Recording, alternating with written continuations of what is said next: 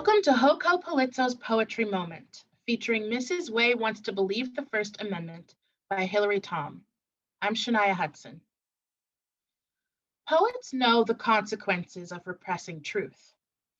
This week's Poetry Moment highlights Hilary Tham, a poet born in Malaysia to Chinese parents. She studied literature and immigrated to the United States as a young woman. Tham's famous persona poems, usually in the voice of a Chinese mother very like her own, were collected in a book called The Tao of Way.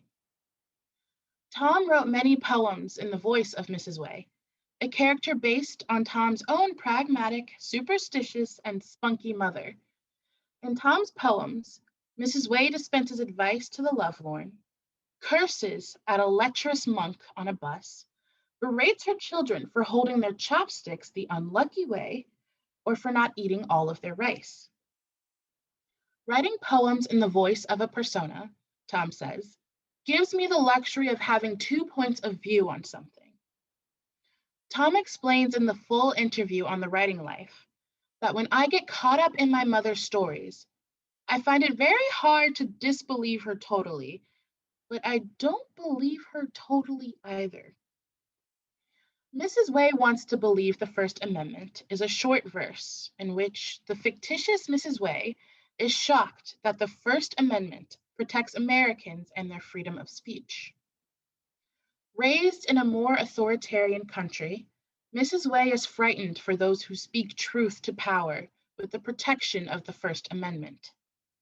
Adopted in 1791, the First Amendment is top of the list of the Bill of Rights and grants Americans the right to assemble, the right to a free press, and the freedom to speak their truth to power and to petition the government.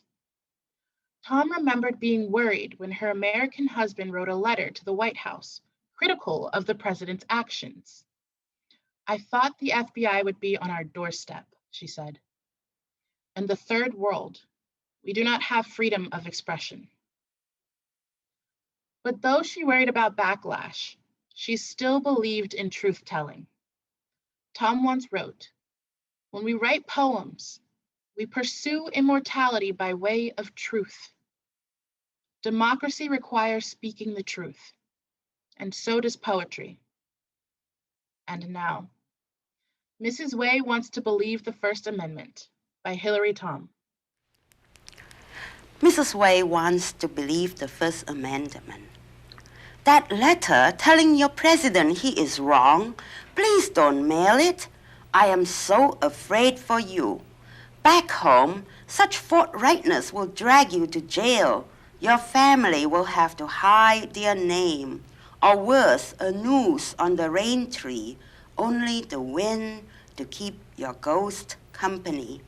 Speaking out is like flying a kite, a banner for police to track you down. In my country, we have learned to fly kites under the bed.